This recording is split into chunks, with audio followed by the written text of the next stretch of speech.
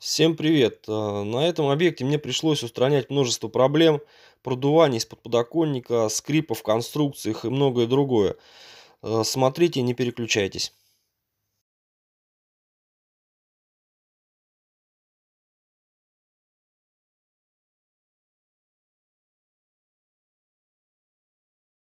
Особое внимание стоит обратить на соединители.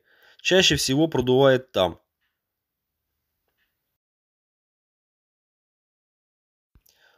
После удаления монтажной пены вы видите сквозные отверстия. Отсюда, конечно, тоже продувает все. С эркера тоже, соответственно, поддувает и очень сильно, так как вверху тоже не запенено.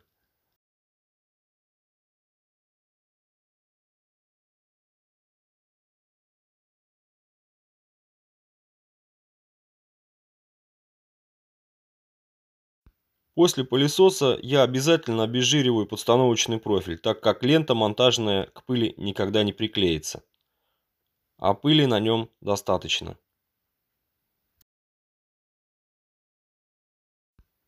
На своих объектах я всегда использую монтажный клин, не деревянные чопики и бабышки, как на этом объекте.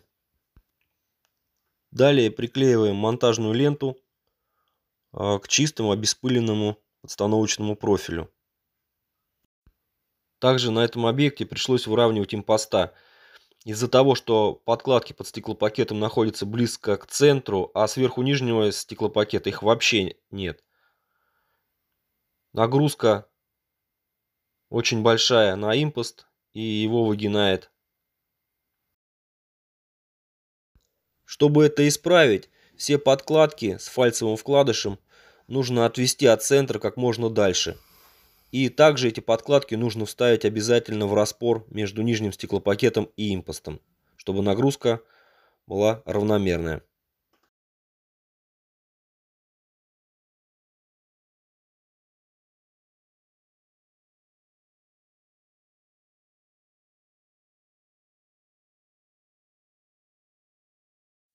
Если вы заметили, соединители не закреплены специальными пластинами к проему, и из-за этого вся конструкция двигается и скрипит. Также вы видите места продувания. Это тоже частая проблема. И, соответственно, вы видите, что доборный профиль до конца не зашел в паз окна.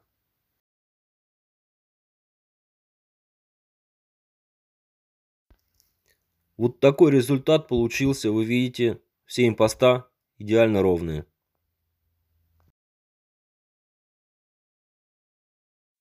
После пропенивания монтажную ленту приклеиваем к проему. Я использую монтажный фен.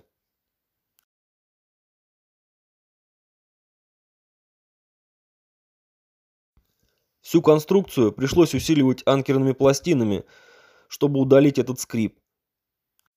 Также на своих объектах я всегда использую периметральную ленту. Зазор между доборным профилем и рамой я обезжирил, и все это пространство закрыл монтажным клеем Соудал. Очень хорошая штука. Здесь нельзя использовать жидкий пластик, он просто полопается. Из этого видео следует сделать вывод.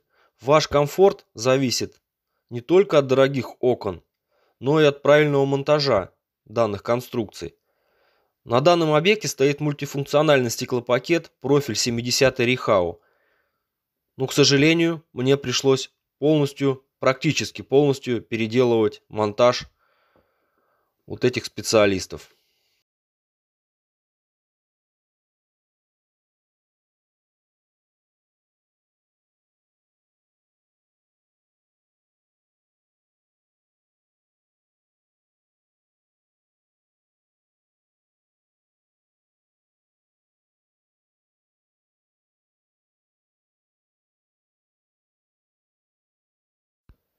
Эркерное соединение без псула всегда продувает. Мне тоже пришлось использовать монтажный клей по всему периметру.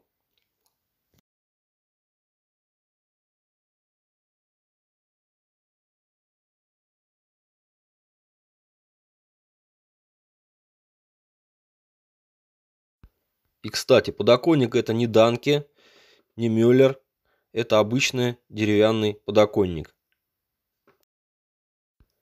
Поддержите видео лайком и комментарием.